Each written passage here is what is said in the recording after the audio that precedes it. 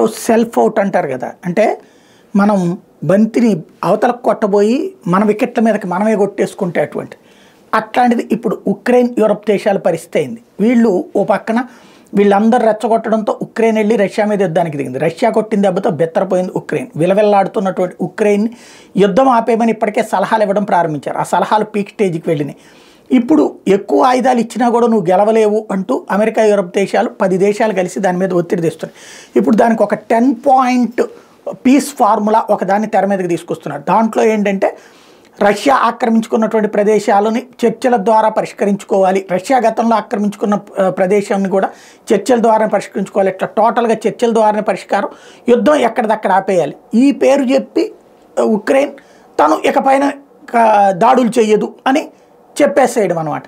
తద్వారా ఇక పైన యుద్ధం అది ఆపేస్తే రష్యా కూడా ఆపేయాలి. అట్లాగే ఇక ఇతర భూభాగాలు రష్యా ఆక్రమించుకోకూడదు, ఇప్పటిదాకా ఆక్రమించుకున్న ప్రాంతాన్ని దానికి వదిలేసేయడం అన్నటువంటి ఒక దిక్కుమాలినటువంటి శాంతి ఒప్పందాన్ని ప్రిపేర్ చేశారు. దాన్ని రష్యా తోసిపుచ్చింది. రష్యాకి సంబంధించి నెంబర్ 2గా ఉన్నటువంటి సెర్గోయ్ లావ్రోవ్ కీలకమైనటువంటి వ్యాఖ్యలే చేశాడు. శాంతి ఒప్పందం అంటే మాకు నువ్వు ఉక్రెయిన్కి యుద్ధం జరుగుతుంటే మధ్యలో మీరెవరు శాంతి ఒప్పందాలు చేయడానికి? మీరు శాంతి ఒప్పందాలు చేయాలనుకుంటే మీరు ఉక్రెయిన్కి కాదు కదా యుద్ధం.